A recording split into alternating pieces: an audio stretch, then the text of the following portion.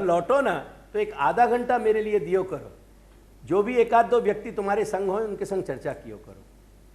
और वैसे local phone है ना, वो महंगे नहीं पड़े। अगर घर में संग कोई नहीं हो तो दूसरे अपने जो भी अपना यहाँ के संग आने वाले हैं उनमें से एक आध को फोन करके चर्चा कियो करो।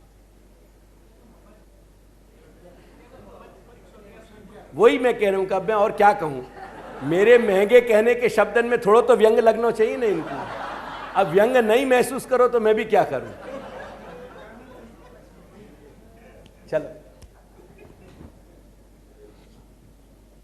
श्री गंगाનું આદિદેવી ગ્રુપ તથા સામર્થ્ય રૂપા આધ્યાત્મિક શ્રી ગંગા અને જલરૂપા આદિ ભૌતિક શ્રી ગંગાથી આદિદેવી ગ્રુપ મૂર્તિમતી શ્રી ગંગાનું સર્વથા અભેદપણું। બસ હવે અહીંયા રોકો।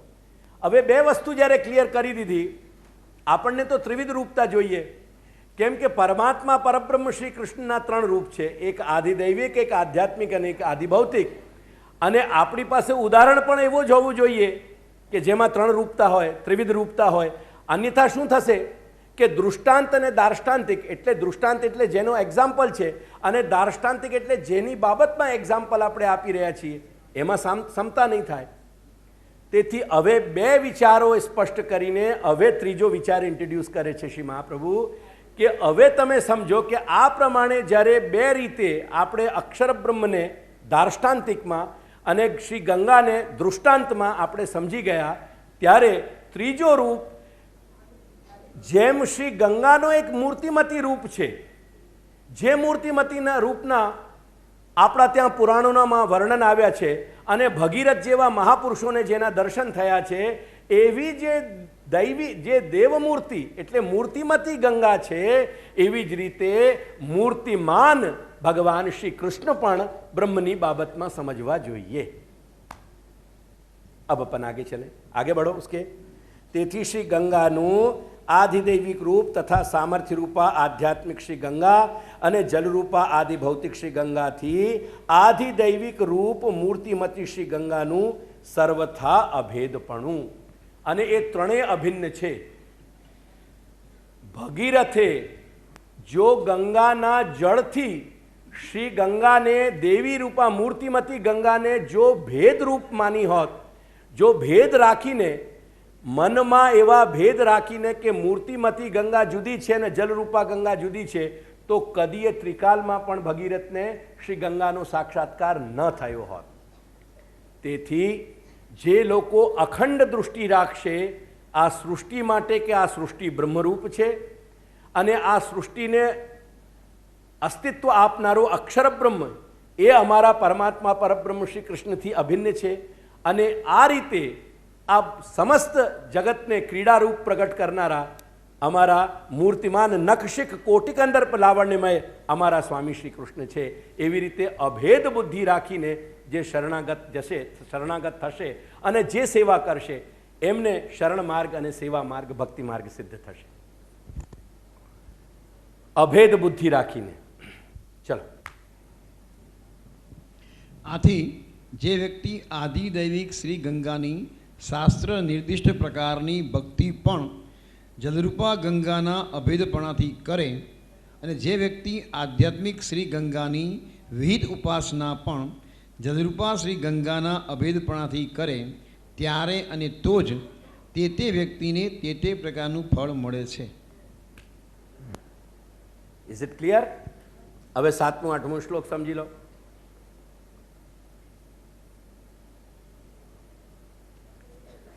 આ જ્યાં સુધી આજે પાઠ ચાલે ત્યાં સુધી કાલે ટેસ્ટ લઉં તમારો?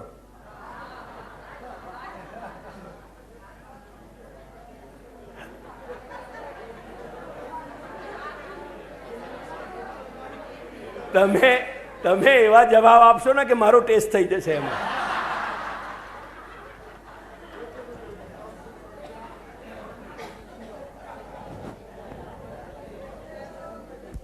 चलो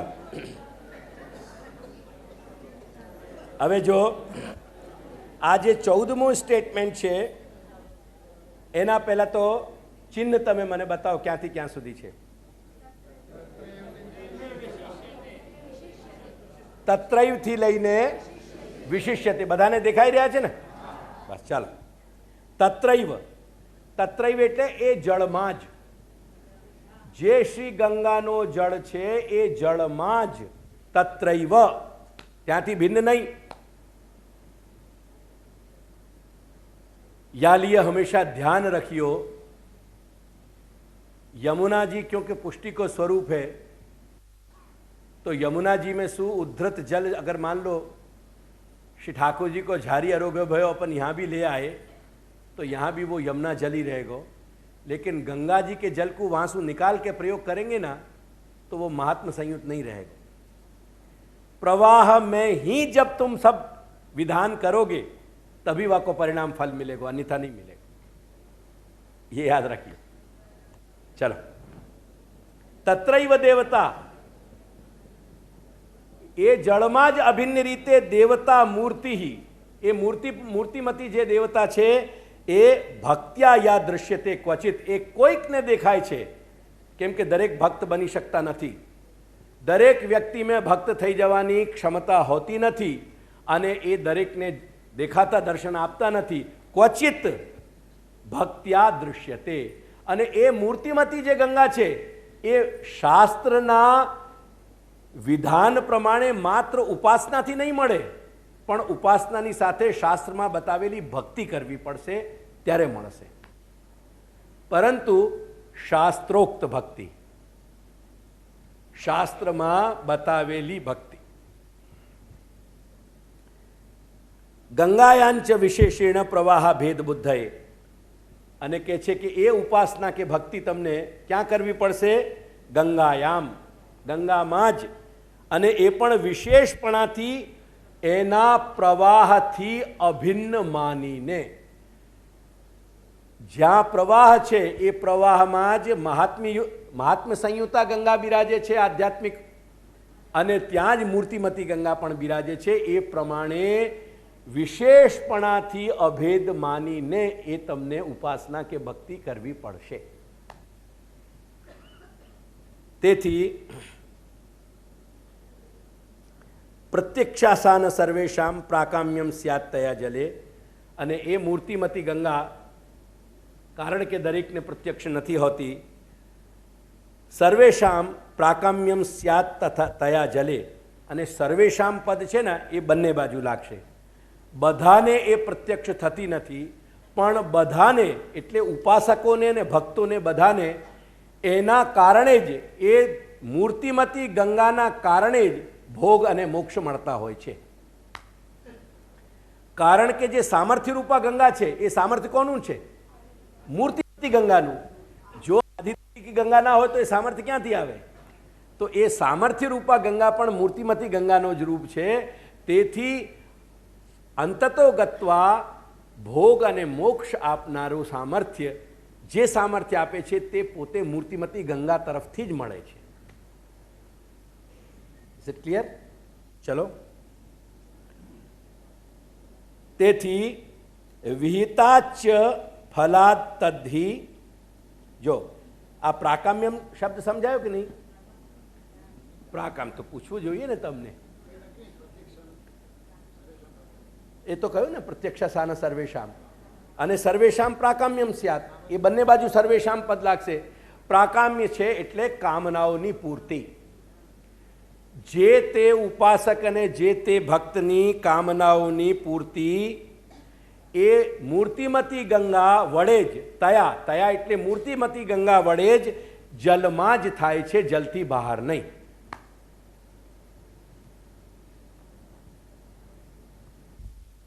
એ ગંગા બધાને પ્રત્યક્ષ નથી, પરંતુ બધાની કામનાઓ ઉપાસના અને ભક્તિના અનુસરીને એ મૂર્તિમતી ગંગા વડે જ પૂર્તિ થાય છે, પરંતુ જલમાં જ. સમજાયા બધા પદ? હવે આગળ આવો. તેથી કહે છે કે યથા વિહિતાચ ફલાત તદ્ધિ પ્રતીત્યાપી વિશેષ્યતે.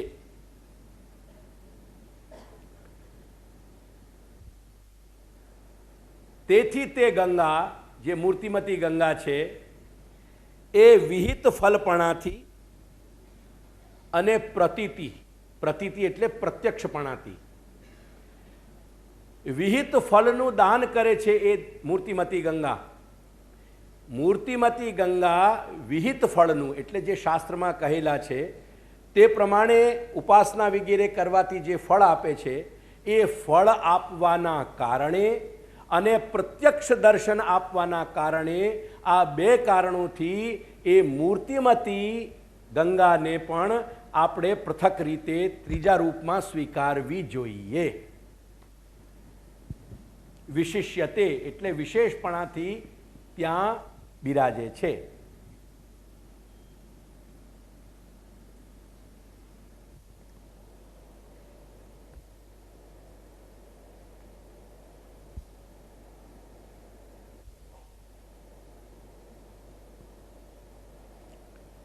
अभी अपनी सिनॉप्सिस के आधे में नहीं पहुंचा हूं मैं. कम से कम 10 श्लोक आज होंगे तो आगे के श्लोक चलेंगे कल, क्योंकि इसके बाद जो कहना था, जो आज मुझे लेना था विषय नवदा भक्ति का, वो मैंने आज जानबूझ के नहीं लिया, क्योंकि नहीं तो ये सिनॉप्सिस में रह जाती. अब कल अगर मुझे समय मिले तो मैं उसको इंक्लूड करूंगा, नहीं तो नहीं करूंगा. वो बताने की मेरी बहुत इच्छा थी, क्योंकि सब वैष्णवों में श्रवण इत्यादि के विषय में कोई समझ है ही नहीं.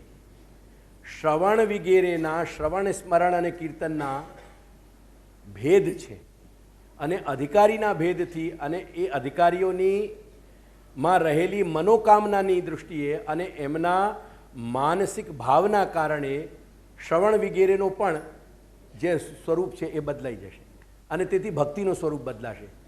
એટલે ભક્તિના 6 શેડ મને બતાવવા છે, એ बताऊं. चलिए, इतनी बात ठीक है, चलें आगे.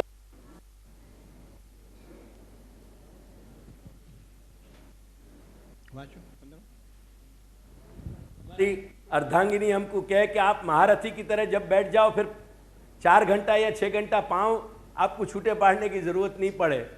मैंने कि वो टेस्ट तो इन लोगों को मालूम पड़ रहे होगा कि वो टेस्ट कैसे चल रहे हो.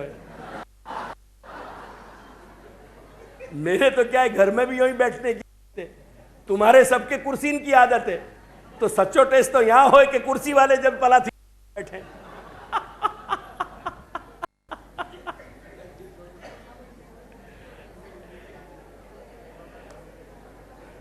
वो किशनगढ़ में हमारे गुरुदेव के संग हम पास पढ़ते थे. उनके एक बनारस के बहुत बड़े प्रोफेसर थे, वो भी विद्यार्थी थे हमारे गुरुदेव के.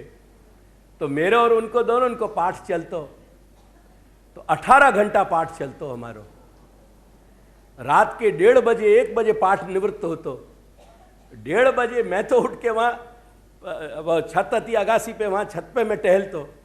और वो बेचारे, उनको शर्म आती प्रोफेसर साहब को, वो दिवंगत हो गए, मैं उनको बहुत सद्भाव में बात कह रहे हूँ, वो बेचारे अब वक्त भूतल पे नहीं है.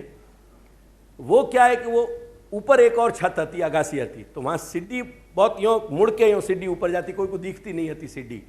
तो आधी सीढ़ी में जाके बैठ के फिर महानारायण तेल किया.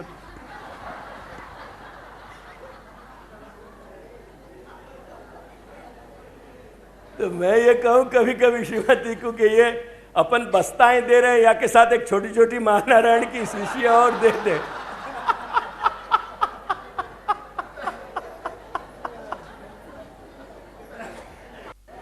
बहुत आनंद आता कि बेचारे प्रोफेसर साहब 2-2:30 बजे यहाँ लगाते रहते, बड़ा मुश्किल हो जाता. चलो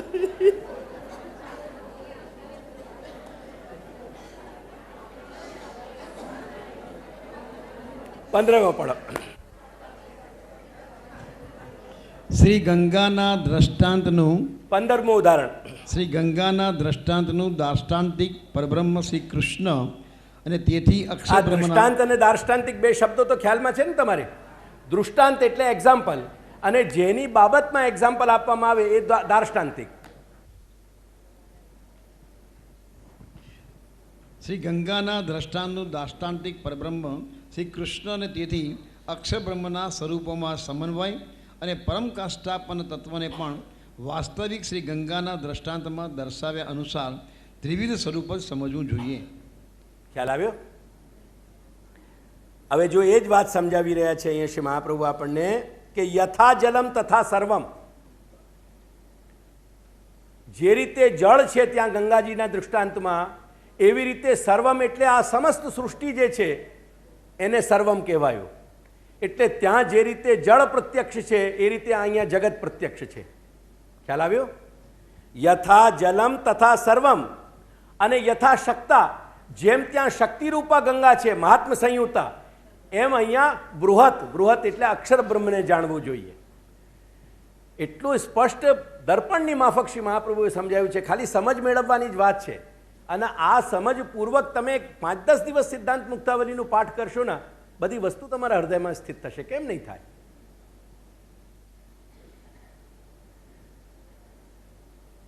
આ પ્રમાણરૂપ શબ્દો છે ને એ કોના મુખારવિંદના છે? પ્રમેય સ્વરૂપના ના. તો આમાં પ્રમેયપણું નહીં આવતું હોય એટલે એ આપણા અંદર નહીં આવે. એટલું તો સાહસ રાખો. કેમ નહીં આવે? हमारा मालिक जब कारण का प्रभु है तो वो करुणा क्यों नहीं करेगा हम पे? ऐसी क्या बात? चलो, तो यथा जलम तथा सर्वम, यथा शक्ता, शक्ता એટલે શ્રી મહાત્મ સંયુક્ત જે શ્રી ગંગા છે એટલે મહાત્મ સંયુક્તા ગંગા, એવી રીતે બૃહત એટલે કે અક્ષર બ્રહ્મ, और यथा देवी જ્યાં ત્યાં જેમ ત્યાં મૂર્તિમતી દેવી શ્રી ગંગા છે, અહીંયા કૃષ્ણ છે. યથા દેવી તથા કૃષ્ણ, અહીંયા એક આખો વિષય કમ્પ્લીટ થઈ ગયો. હવે આગળ આવ્યા આપણે. હવે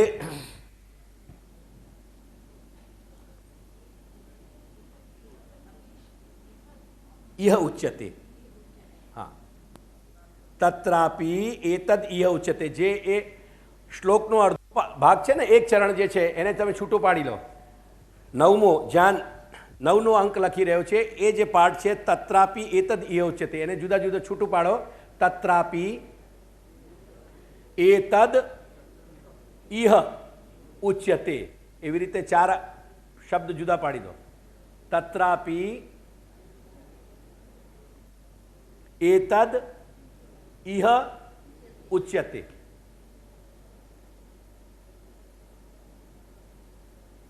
બરાબર? હવે આટલા સ્ટેટમેન્ટને સમજી લો કે શ્રી મહાપ્રભુ આજ્ઞા કરે છે કે મેં દૃષ્ટાંત અને દાર્ષ્ટાંતિકથી પરબ્રહ્મ પરમાત્મા પરમેશ્વર શ્રી કૃષ્ણના 3 રૂપ બતાવ્યા. હવે આ બાબતમાં તત્રાપી, તત્રાપી એટલે આ બાબતમાં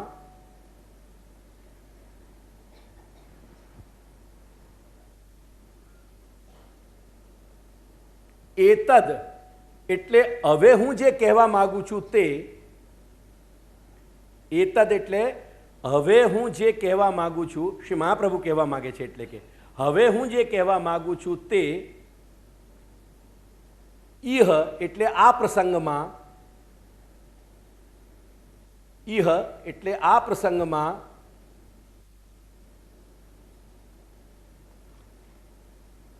ઉચ્યતે એટલે હું હવે તમને જણાવું છું.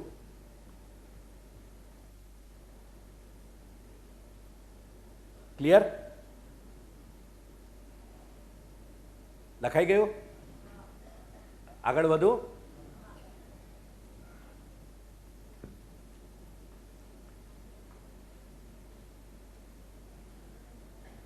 જો જગત્તુ ત્રિવિધમ પ્રોક્તમ, શું આવ્યો? જગતને ત્રિવિધ એટલે ત્રિગુણાત્મક માનવામાં આવ્યું છે. કેમ કે ત્રિગુણાત્મક પ્રકૃતિ વડે ભગવાન એને સ્થૂલ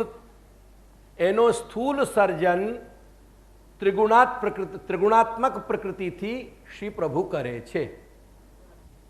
ઇઝ ઇટ ક્લિયર? આટલી વાત મારી ક્લિયર થઈ? છેલ્લો ચાર્ટ કાઢીને ખોલો. રેખા ચિત્રપટમાંથી છેલ્લો ચાર્ટ ખોલો.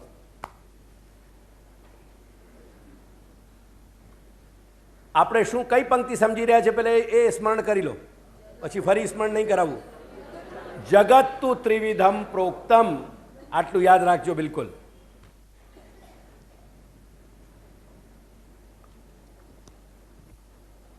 હવે ચાર્ટની જમણી બાજુ જુઓ, મારી બાજુ નહીં.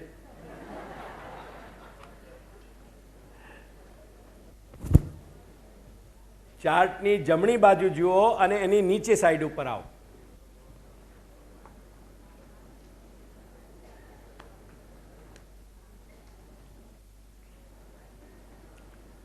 માયાનું સ્વરૂપ હું પછી સમજાવીશ જ્યારે પ્રસંગ આવશે. એમાં એક ગ્રીન કલરનો, तुम हरे को भी तो लीलो कहो ना, तो फिर हरे को क्या लीले को क्या कहो?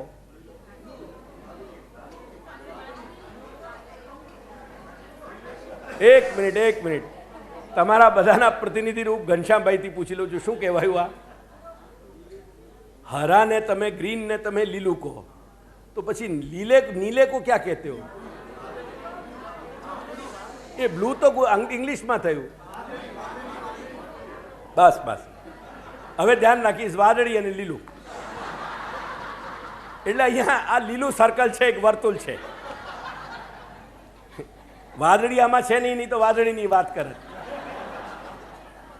એટલે લીલું જે સર્કલ છે, જો મજાની વાત એવી છે, મૂળમાં ટૂંકમાં એટલું સમજો, ઉપરનો સર્કલને હું પછી સમજાવીશ, પણ ભગવાનની જે પ્રધાન માયા છે એ માયાનું નામ છે સર્વભવન સામર્થ્ય રૂપા. ઉપર લખેલું છે, ઉપરના સર્કલમાં વાંચી લો, વાંચવું હોય તો. ઉપરના સર્કલને હજી સમજાવતો નથી. સર્વભવન સામર્થ્ય રૂપા. હવે નામથી મતલબ પણ સમજાવી જવાય છે કે નથી સમજાવી જવાતું? જે સર્વભવન કાંઈક પણ થઈ જવામાં સમર્થ છે એવી સામર્થ્ય. સર્વભવન સામર્થ્ય રૂપા માયા. એ સર્વભવન સામર્થ્ય રૂપા માયામાંથી જ પ્રકૃતિ જન્મે છે. એટલે એનો એરો દેખાયેલો છે, દેખાડેલો છે, જુઓ તમે. ખ્યાલ આવ્યો? હવે આનંદમાં ત્યાં સર્વભવન સામર્થ્ય રૂપા માયામાં પણ છે ને, એ ત્રણેય શક્તિ મોજૂદ છે. ત્યાં આનંદનું પણ સામર્થ્ય છે, સતનું પણ સામર્થ્ય છે અને ચિત્તનું પણ સામર્થ્ય છે. કેવી રીતે છે એ પછી સમજાવીશ, પણ એ ત્રણ નામ જોઈ લો તમે ત્યાં. હવે એનાથી એરોથી નીચે બતલાવવામાં આવ્યું છે પ્રકૃતિને. જુઓ, હવે પ્રકૃતિમાં પણ ધર્મ અને ધર્મી છે. જ્યારે પ્રકૃતિ, હવે મારી વાત સાંભળો, જે રીતે તમે અહીંયા અક્ષર બ્રહ્મ અને પરબ્રહ્મની બાબતમાં બે વર્તુળ જોયા ને તમે, અને એક વર્તુળમાં સચ્ચિદાનંદ ઘન એક અવસ્થામાં છે અને બીજામાં પ્રગટ અવસ્થામાં જુદા જુદા છે.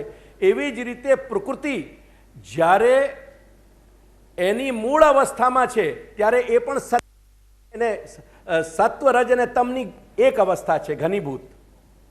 જુઓ તમે, રજ તમ જે નીચે અંદર લખેલા છે ડાર્ક ગ્રીનમાં,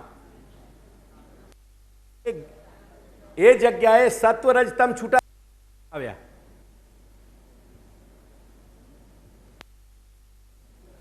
वो बदल दे अंगन को आरसी क्या. चलो, એટલે જે ધર્મી સત્વરજતમની અવસ્થા છે, સમ અવસ્થા. વિષમ એટલે જ્યાં ઉચ્ચા વચન આવી ગયા, એમાં એકબીજાથી ઘટવત થઈ ગઈ. પણ જ્યાં સામ્ય અવસ્થા છે એ ઘનીભૂત અવસ્થા છે એક. એટલે એમાં સત્વરજતમ ત્રણેય ભેગા છે. અને ધર્મરૂપ અવસ્થાને મેં એ બહારના લાઇટ ગ્રીન કલરના સર્કલથી બતાવ્યું છે. એમાં સત્વ રજ અને તમ જુદા જુદા બતાવ્યા છે, જુઓ.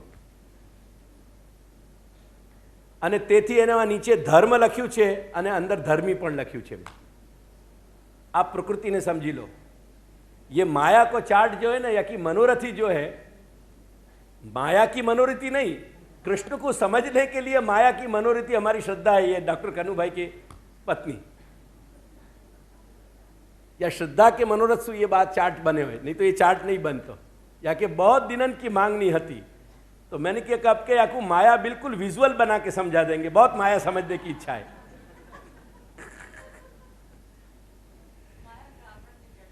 नहीं, माया को आवरण दूर करने के लिए वो माया को चित्रपट बने हुए के लिए.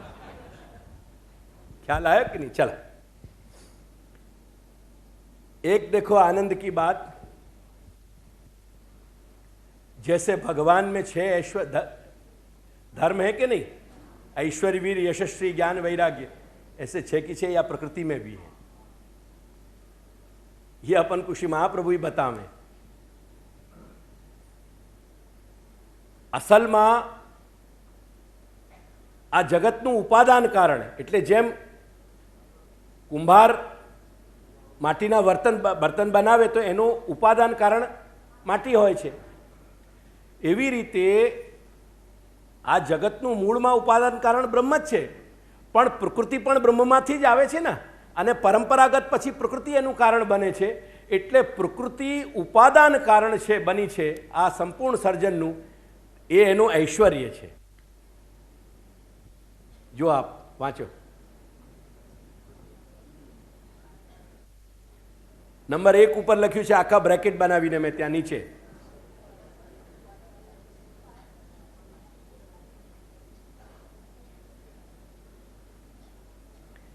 ऐसे ही बीजा नंबरे पेलो चार्ट तमे जे काल कर्म स्वभावनो मैं देखाड्यो ने एमां जोई लेजो. अत्यारे ना खोलो एने, अत्यारे एना उपर ज दृष्टि राखो.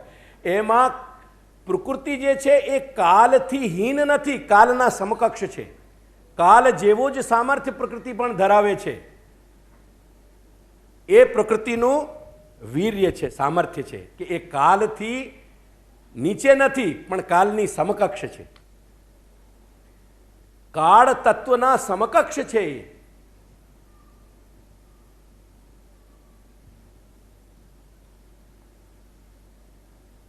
और जैसे ब्रह्म की नित्यता है और ब्रह्म के पासा काल कर्म स्वभाव की नित्यता है, ऐसे ही प्रकृति की भी नित्यता है. ये प्रकृति को यश है. ये वाकी यश है, वाको कीर्ति है कि वाकी अंदर नित्यता है. और वो कार्य कारण दोनों हैं. अक्षर ब्रह्म को कार्य है और पूरे अनंत कोटि ब्रह्मांड जगत, स्थूल जगत को कारण है. तो सद और असद दोनों तत्व हैं वहां में, कार्य कारण दोनों हैं. वो कार्य कारण दोनों होने के कारण ये वाकी शोभा है, वाकी श्री है. और वो विशेष भी है और अविशेष भी है. अर्थात अपने आप में वो बहुत बड़ा कारण है सारे जगत को, सृष्टि सर्जन को, और मूल में वो ब्रह्म के सामने कुछ भी नहीं है. तो ये वहां में ज्ञान भी है और वैराग्य भी है. सविशेष होनो ये वाको ज्ञान तत्व है और अविशेष होनो वाको वैराग्य है.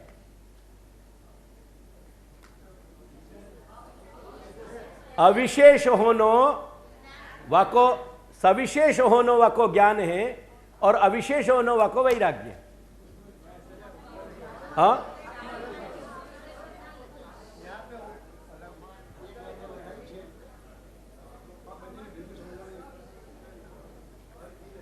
वो नंबर 6 गलत डल गया है. वो पूरी एक बात लिखी है मैंने, वो नंबर वहां में गलत डल गया है. एक बात समझो, मैंने सारी बात मिली भाई लिखी है, एक वाक्य लिखी है कि सविशेष और अविशेष है, यानी अविशेष होने पे भी वो सविशेष है. वो एक वाक्य है, वहां में सविशेष जो है वो ज्ञानांश है और अविशेष जो है वो वाको वैराग्यांश है.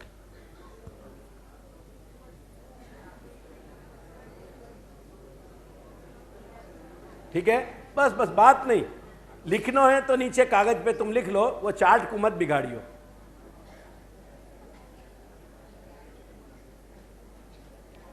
चलूं आगे. तो ये प्रकृति को देख लो तुम या मैं कि ये प्रकृति क्या ढंग से आ रही है. और वाको मैंने उदाहरण भी दियो है. देखो, जैसे धर्मी सच्चिदानंद में और धर्म सच्चिदानंद के भेद हैं, वैसे ही या के प्रकृति के भी भेद हैं. वहां यथा और तथा लिखे हुए मैंने, देखो ब्रह्म के उदाहरण में मैंने यथा लिख के और एरो दियो है, और प्रकृति के उदाहरण में मैंने तथा दे के एरो दियो है. तुम देखो वहीं की वहीं. जैसे ब्रह्म में धर्म और धर्मी भेद हैं, ऐसे ही प्रकृति में भी धर्म और धर्मी भेद हैं.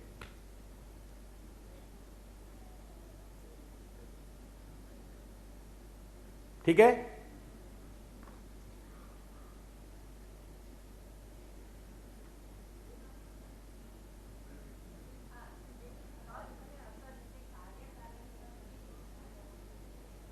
શું? જો સદ અસદ છે ને એ કારણ અને કાર્ય માટે એ પારિભાષિક શબ્દો વપરાય છે. એટલે સત એટલે કારણ અને અસદ એટલે કાર્ય. એટલે અસદ શબ્દનો મતલબ જે યુઝ્યુઅલી આપણે સમજીએ છીએ એવું નથી અહીંયા. તેથી મેં એને કારણ કાર્ય પણ લખ્યા છે. એટલે સદ અસદ એટલે કે કારણ, કાર્ય કારણ.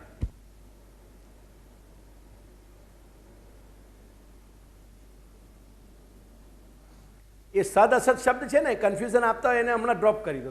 તમે કાર્ય કારણ તો સમજાશે ને. That's all, more then enough. પ્રકૃતિ કોઈનું કાર્ય છે અને પ્રકૃતિ કોઈનું કારણ છે. એટલે એમાં બંને સામર્થ્ય છે, કારણ થવાનું અને કાર્ય બનવાનું.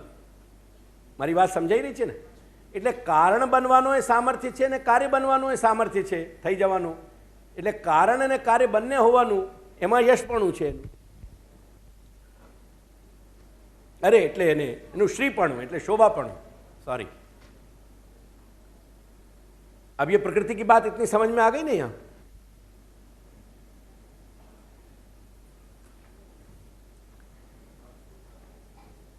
હવે આપ આગળની વાત વાંચો. જગત્તુ ત્રિવિધમ પ્રોક્તમ. જગત ત્રિવિધ બતાવવામાં આવ્યું છે ને, અહીંની વાત ચાલતી હતી આપણી. જગત્તુ ત્રિવિધમ પ્રોક્તમ. તેથી સત્વ રજ તમાત્મક આ જગત છે સ્થૂલ રીતે. તેથી સત્વ રજ અને તમના જે ત્રણ અધિષ્ઠાતા દેવતા છે, સત્વના અધિષ્ઠાતા દેવતા વિષ્ણુ, રજના અધિષ્ઠાતા દેવતા બ્રહ્મા અને તમના અધિષ્ઠાતા દેવતા શિવ, એ વિષ્ણુ, બ્રહ્મા અને શિવ એ ત્રણેયના હાથમાં જગતના નિયામક, જગતનું નિયામકપણું છે. अपन ने प्रकृति को नहीं समझे होते तो ये बात समझ में नहीं आती. ये स्थूल जगत को निर्माण सारो क्योंकि प्रकृति में शु भयो है, सत्व रजतम में शु, और गुण के अधिष्ठाता देवता ब्रह्मा विष्णु शिव हैं. या लिए जो जगत की नियामकता है वो जगत की नियामकता ब्रह्मा विष्णु और शिव के हाथ में है.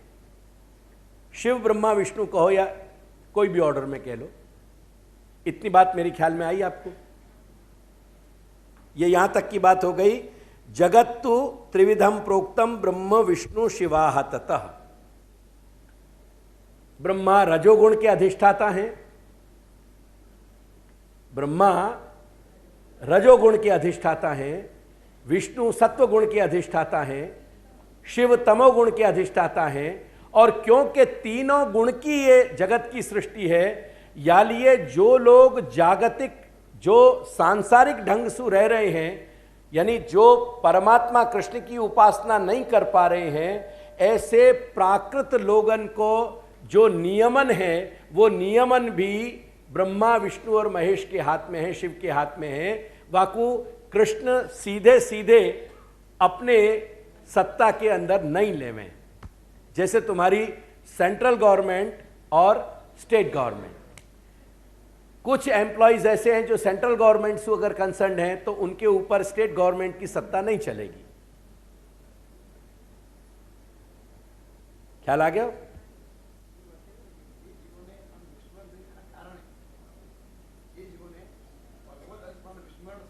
ये हजी मायानी अभी हजी इंटरेक्शन में क्या આપણે આવ્યા છીએ? ये हजी क्या આવ્યું અહીંયા? હજુ ક્યાં આવ્યું? જગત તો ત્રિવિધમ પ્રોક્તમ બ્રહ્મ વિષ્ણુ શિવાસ તથા. હજી તો આ સ્ટેટમેન્ટ ઉપર ચાલી રહ્યા છે ને આપણે. એ હજી નથી આવ્યું. એટલે અત્યારે એટલું જ આવ્યું કે એમાં વિશેષ જે જાણવાનું છે, તત્રાપી તદ એતદ ઇહ ઉચ્યતે, એ આવ્યું ને. એના પછી કહેવામાં આવ્યું, કેમ કે ઉદાહરણ દૃષ્ટાંત અને દાષ્ટાંતિકમાં તો બતાવી દીધું. બધાને ખ્યાલ આવી રહ્યો છે ને? દૃષ્ટાંત અને દાર્ષ્ટાંતિક તો બતાવી દીધું. તે પછી એટલી વિશેષતા બતાવવામાં આવી કે આ જગત જે છે એ ત્રિવિધ પ્રકૃતિથી બનેલું છે. એટલે ત્રિવિધ પ્રકૃતિના કારણે એની સત્તા બ્રહ્મા વિષ્ણુ અને શિવ પાસે છે. એ કેવી રીતે છે એ આપણે જોઈશું. આપણે દૃઢયન ચરનન કેરો ભરોસો, દૃઢયન ચરનન કેરો श्री वल्लभ नख चंद्र छटा बिन सब जग माजू अंधेरो भरोसो दृढ़ इन चरणन के साधन और नहीं आ कली में जासो हुद निबेरो सूर कहाँ कहे द्विविध आदरो बिना मूल को चेरो भरोसो दृढ़ इन चरणन केरो दृढ़ इन चरणन केरो भरोसो दृढ़ इन चरणन केरो।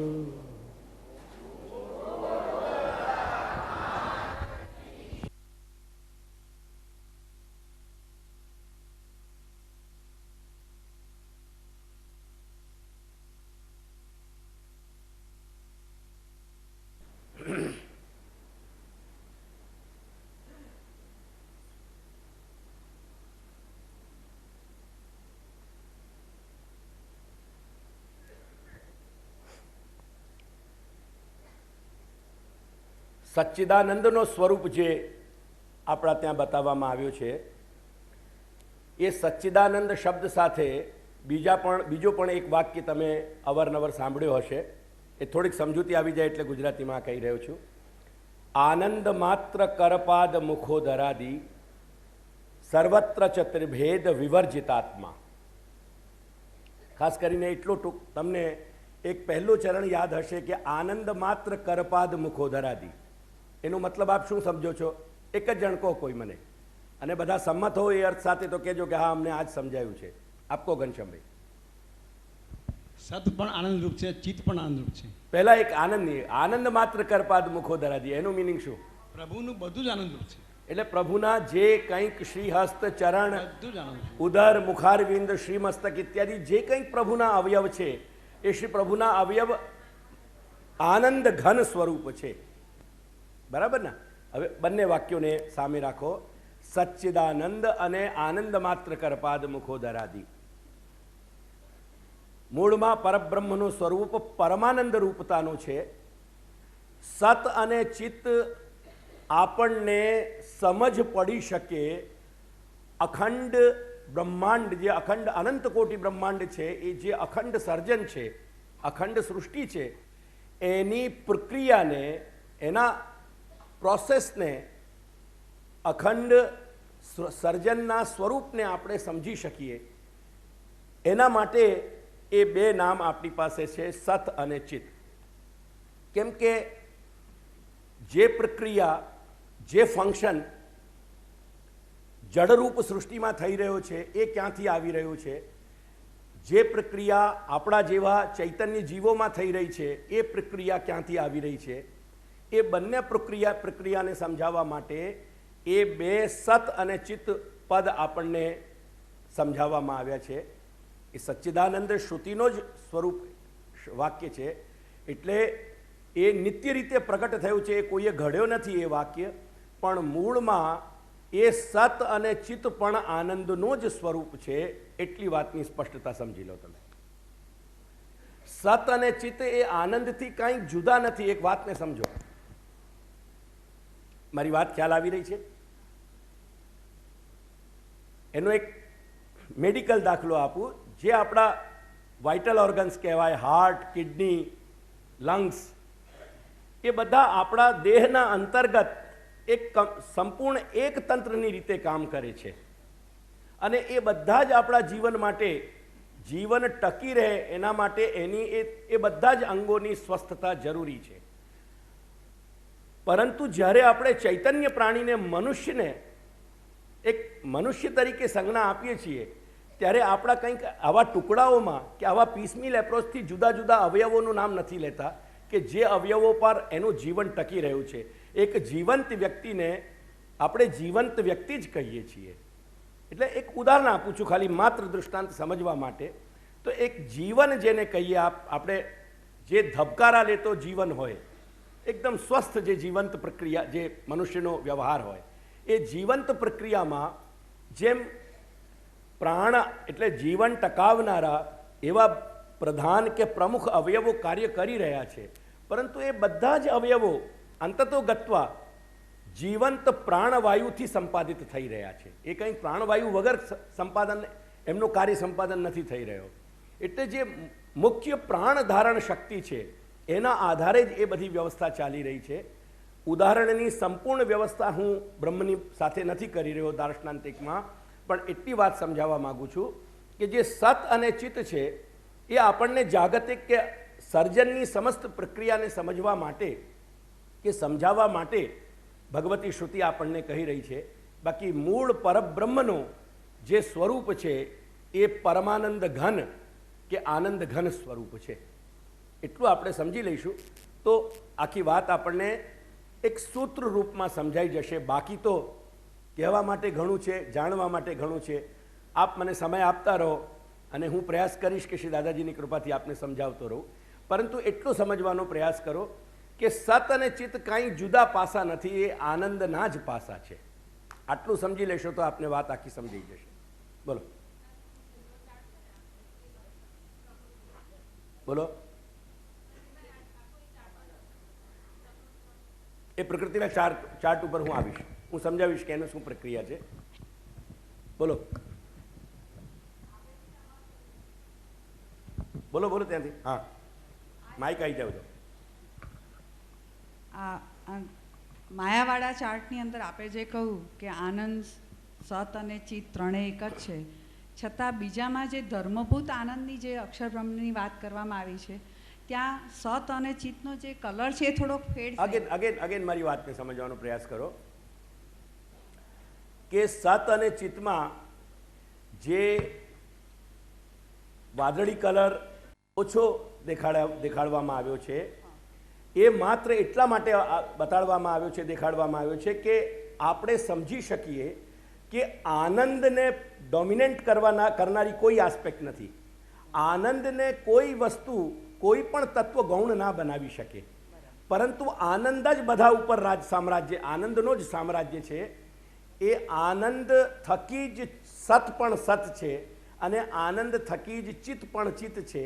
તેથી જે કંઈ પણ નિયંત્રણ તંત્ર છે એ સંપૂર્ણ નિયંત્રણ આનંદ વડે ચાલી રહ્યું છે. Just try to understand that. હવે આ સાથે એક બીજો પ્રશ્ન પણ કરી લઉં કે વેદ ભગવાને પ્રગટ કર્યા અને એના નાના, આ વાત મારી બધાને સમજાવી ના, અક્ષર બ્રહ્મની, સતચિત અને આનંદની. અસલમાં સત પણ કાર્ય કરી રહ્યો છે એ ચિત્ર આનંદના કારણે, અને ચિત્ત પણ કાર્યશીલ છે એ આનંદના કારણે. મૂળ જે કંઈ છે નિયંત્રણ કરનાર અને જે ઈશ્વર તત્વ છે, જે દરેક ઉપર સામ્રાજ્ય જેનું છે એ માત્ર આનંદ તત્વનો છે. એટલું આપ સમજી લો. હા, જેમ વેદની રચના ભગવાને સ્વયં કરી, ત્યાર પછી વેદ મનુષ્યો સમજી શકે એવા સમર્થ ન રહ્યા, એટલે એમણે ગીતાજીનું પ્રાગટ્ય કર્યું વેદના સાર સ્વરૂપે. એક મિનિટ, હું એક તો આપણે કન્ફ્યુઝ ના કરીએ. ગીતાજીનું પ્રાકટ્ય એને એક ગીતાનો આવિર્ભાવ જે છે, એટલે ગીતાનો ઉપદેશ જે થયો એ એક જે ભગવન લીલાનો ક્રમ હતો એના અંતર્ગત બધું એ બન્યો. તેથી આપણે એવી રીતે એને ક્રમમાં ના મૂકીએ કે વેદના માટેનું અધિકાર જ્યારે ઓછું થઈ ગયું પછી ગીતા નો પ્રકાર આવિર્ભૂત થયો. એટલે કે ગીતાનો ઉપદેશ ભગવાને આપ્યો.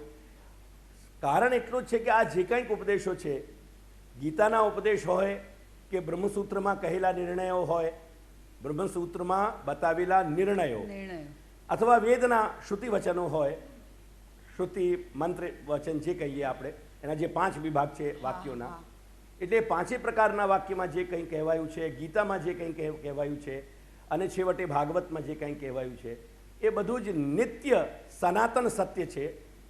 અને એ કોઈ દિવસે એ તિરોહિત નથી. તિરોહિત નથી એટલે અર્થાત કે એનો નાશ નથી, હા નિત્ય એ છે. તિરોહિત થાય છે અને પ્રગટ થાય છે, હા એવું ગણી શકીએ આપણે. બરાબર.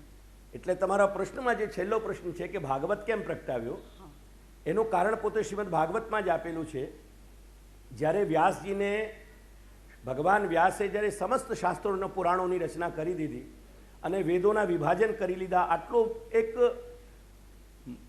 મહત કાર્ય જ્યારે એમને સંપાદિત કરી લીધું, છતાં એમના અંતરાત્મામાં સંતોષ જે ના થયો અને એ જે બેચેની હતી એમને, અને પોતે અનુભવી રહ્યા હતા કે મને જે સ્વસ્થતા આવવી જોઈએ તે પ્રમાણેની સ્વસ્થતા અને પરિતોષ નથી, અને એના કારણે મૂળમાં શ્રી નારદ ત્યાં પધાર્યા ભગવદ ઈચ્છાના કારણે, અને એમને શ્રી નારદે ઉપદેશ આપ્યો અને પછીથી સમાધિમાં એમને શ્રીમદ ભાગવત પ્રાપ્ત થયા. અને શ્રીમદ ભાગવતનું સ્વરૂપ જ્યારે એમને વર્ણન કર્યો, એ વર્ણનથી એમને પરિતોષ થયો. એની કથા ભાગવતમાં જ છે. પણ એની સાથે હું એટલે મને એવું થાય છે કે કદાચ જ્ઞાન માર્ગ અને કર્મ માર્ગ આ કલિકાલમાં એટલું સક્ષમ ન હતું, જેના કારણે ભક્તિ માર્ગની પ્રાયોરિટી માટે પણ ભાગવતજીનો આવિર્ભાવ. ના, એવું નથી. ભક્તિ માર્ગ પણ અગેન હું એને સમજાવવા માંગીશ એક વાત. એના બંને પાસા એક વખત ધ્યાનમાં રાખો. ભક્તિ માર્ગ પણ નિત્ય છે. અગેન એને કોઈ બિંદુ ઉપર પ્રગટ થયો છે, દેટ ડઝન્ટ મીન કે એના પહેલા ભક્તિનું અસ્તિત્વ નહોતું. એટલે ક્રમશઃ જે ક્રીડા ચાલી રહી છે, એટલે યથાર્થ છે કે અત્યારે કલિયુગના જીવોનું નિસ્તાર કરવા માટે, ઉદ્ધાર કરવા માટે પણ ભાગવતનો પ્રયોજન છે. પણ ભાગવત એક નિત્ય સિદ્ધ વસ્તુ છે, એમાં કોઈ અન્યથા વિચાર હોય જ ના શકે. અને જ્યાં સુધી હીન કોટીના લોકોનું જે ઉદ્ધાર છે એના માટે તો મહાભારત ઓલરેડી એમને પ્રગટ કરી જ દીધો હતો. સ્ત્રી અને મહર્ષિ વ્યાસે મહાભારતની રચના કરી દીધી હતી, અને મહાભારતમાં દાખલા તરીકે જે અત્યંત નિમ્ન તબક્કાના જે લોકો છે, એટલે કે યોગ્યતાથી અને કર્મથી, આચારથી, વિચારથી, એવા બધા લોકોને માટે પણ કંઈક ને કંઈક નિસ્તારના, ત્યાં ઉદ્ધારના અવકાશ આપેલા છે. એટલે એ પણ છે. અને એવું પણ આપણે ગણી શકીએ કે શ્રીમદ ભાગવત આ યુગમાં, કારણ કે જ્યારે શ્રી પ્રભુ અવતાર દશામાં નથી બિરાજતા, ત્યારે અનવતાર દશામાં જો આપણા માટે સાક્ષાત હરિનું સ્વરૂપ બિરાજતો હોય, તો નામાત્મક સાક્ષાત હરિનું સ્વરૂપ શ્રીમદ ભાગવત બિરાજે છે. There is no doubt. Okay, प्रकृति को स्वरूप बताऊं तो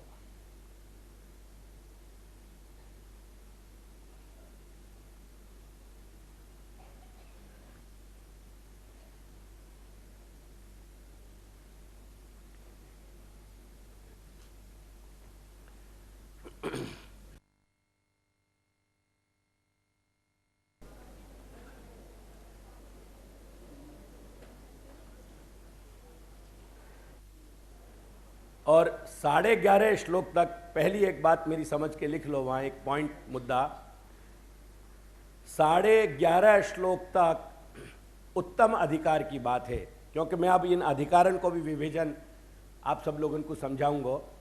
यानी ये उत्तम अधिकार सिद्धांत मुक्तावली के 11.5 श्लोक तक है. वो पुस्तक जो दीनी है एरो बना के समझावे कि वहाँ भी लिखना हो तो वहाँ में बहुत जगह है, वहाँ लिखना हो तो वहाँ लिख लीजिए. जो तुमको मार्ग बोध में दीनी गई है सिद्धांत मुक्तावली की समझ, वो खोल लो. आज ये समझ આપવામાં આવી છે, આમાં પણ ઘણી જગ્યા છે જ્યાં લખવું હોય તમે લખી લો. 11.5 શ્લોક સુધી उत्तम अधिकारનો વર્ણન છે. तो अपन क्या है वो बात भी सब समझते चले जाएंगे संग में.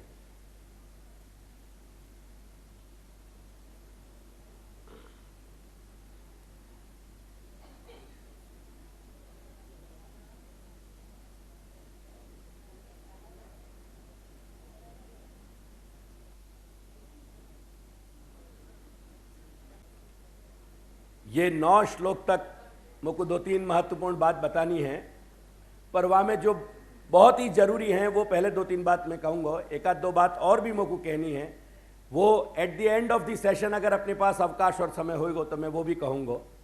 क्योंकि कहना बहुत कुछ चाह रहे हूँ, लेकिन वहाँ हर जगह वो हमारे घनश्याम भाई को एक पेटेंट शब्द है कि અહીં મર્યાદા છે, એટલે મારી પણ અહીંયા આમાં કંઈક મર્યાદા છે કે એનાથી વધુ દરેક વાતનો સમાવેશ નથી થઈ શકતો.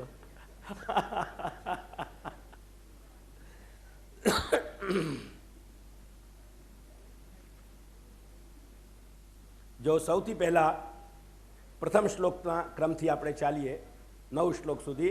તમે આ ચાર્ટ કાઢી લો, આ ચાર્ટ સાથે સામે રાખો અને પછી સમજતા જાઓ. અને પેલી આ કાઢશો તો તમને પેલી પછી એના પ્રશ્ન નહીં મળે. તમે પ્રશ્ન કાઢો એમ કરો. આને આપણે પછી ડીલ કરી લઈશું, કેમ કે એક જ બાઇન્ડિંગમાં છે. એના પહેલાંના છે ને આપણા મૂળ સંસ્કૃતવાળા. હું પૃષ્ઠ સંખ્યા આપને કહી દઉં.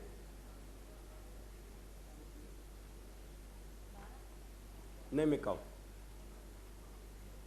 13 पृष्ठ संख्या 13.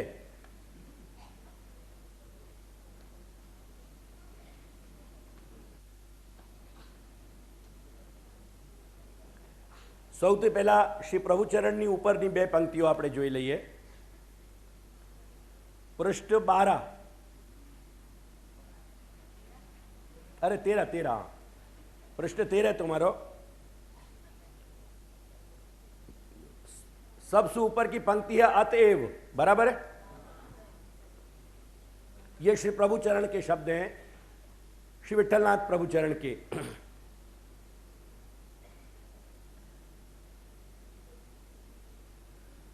और सिद्धांत मुक्तावली को जो वचन अपन को यहां समझना है वो है कृष्ण सेवा सदा. वहां में जो सदा पद है, मेरी बात पे ध्यान धरियो. कृष्ण सेवा सदा कार्या, ये अपना पूरा वाक्य है. वहां में जो सदा शब्द है वह सदा शब्द को आशय अपन को श्री प्रभुचरण समझा रहे हैं. Is it clear? जहां समझ में नहीं आवे बात मोको जरूर पूछो. तुम्हारे पूछने से मोको प्रसन्नता होगी. चलो आगे. सदा पद को आशय क्या है एक पुष्टि मार्गीय जीव के लिए, वो मैं कह रहे हूं. श्री महाप्रभु श्री प्रभुचरण आज्ञा कर रहे हैं कि अतएव न कर्मणि इव अत्र काल परिच्छेदो अस्ति. पहली बात तो ये समझाई कि कर्म मार्ग में हर कर्म के साथ एक समय और बाकी व्यवस्था बंधी भई है. अगर पर्टिकुलर टाइम, पर्टिकुलर वो जो विशेष समय दियो बताया गया है हर कर्म को, वो समय और वह समय के अनुसार संपूर्ण व्यवस्था. 2 बात कह रहे हूं मैं. समय और समय के साथ जो व्यवस्था शास्त्र में बताई गई है, अगर वो वाकू हम फॉलो नहीं करेंगे तो कर्म करने को कोई मतलब नहीं निकलेगा. क्या लायो? या लिए तुम आपको ध्यान हो सबन को तो कृष्णाश्रय स्तोत्र में देश काल कर्म इत्यादि ऐसे क्रम बताए. वहां में काल भी है और काल को मतलब है वहां समय. अमुक समय पे ही अमुक कर्म हो सके, अमुक समय चूक जाने के बाद, निकल जाने के बाद काल व्यत्यय, वाकु शास्त्र को टेक्निकल टर्म है काल व्यत्यय. व्यत्यय એટલે निकली जाऊं. काल व्यत्यय होने के बाद कर्म करने को कोई मतलब नहीं है. या लिए श्री महाप्रभुचरण अपन को पहली बात बता रहे हैं कि सेवा के विषय में काल को कोई परिच्छेद, परिच्छेद यानी सीमा, परिच्छेद यानी सीमा या बंधन. देखो छेद शब्द जो है वहां को मतलब है कोई चीज को अलग कर देना, कोई चीज को तोड़ देना, 2 कर देना. और परि को मतलब है चारों तरफ से.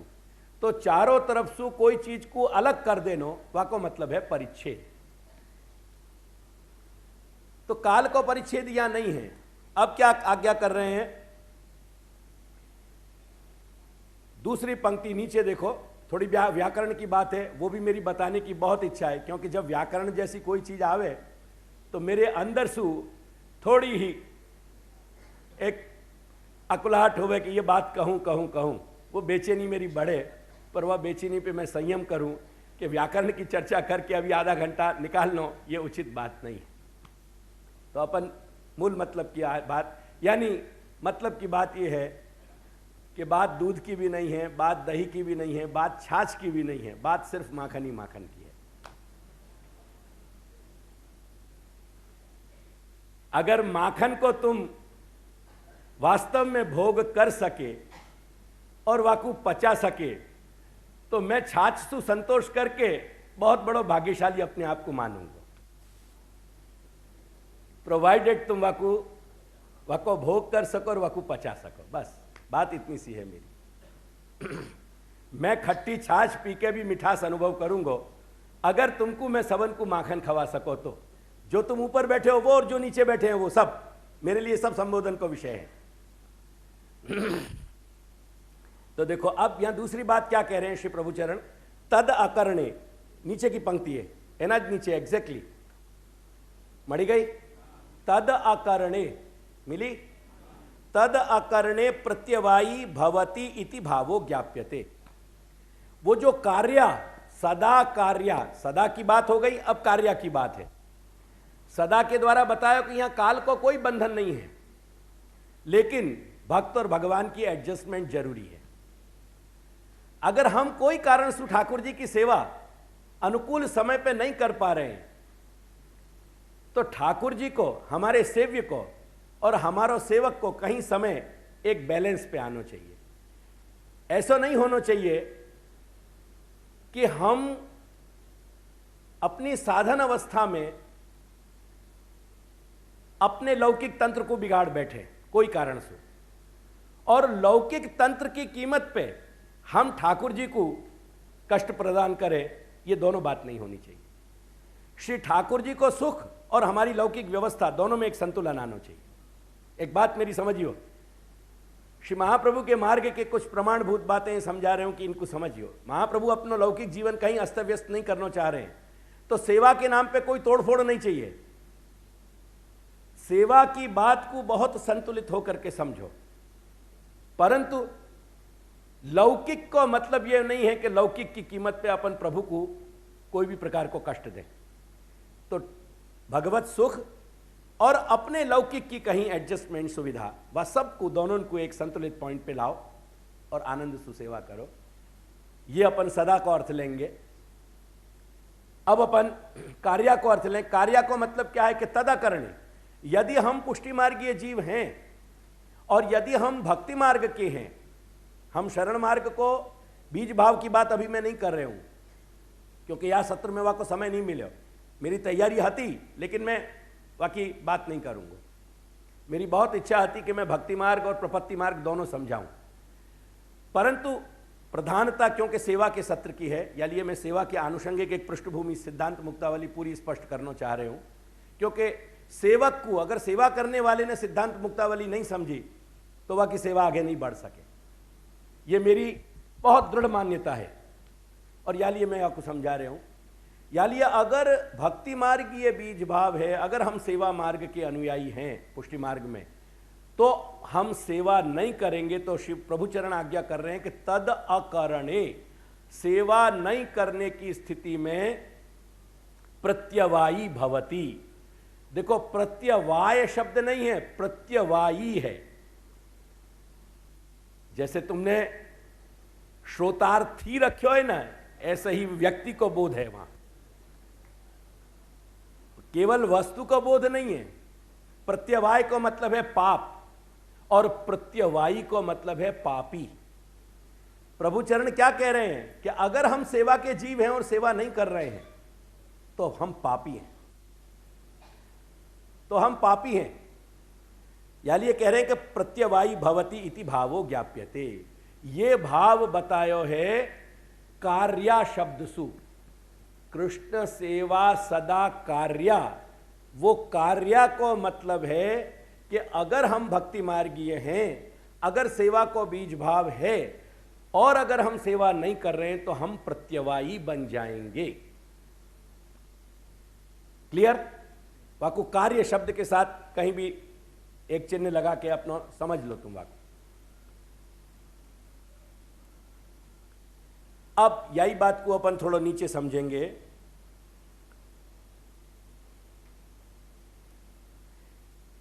आठवीं पंक्ति पे आओ नीचे सु। जो नीचे की टीका है वो एक लाइन के नीचे जो पंक्ति है, ऊपर प्रभुचरण को भाग है, वहां में फिर एक लाइन है और वहां के बाद नीचे, हाँ, वहां प्रत्यवाय शब्द है।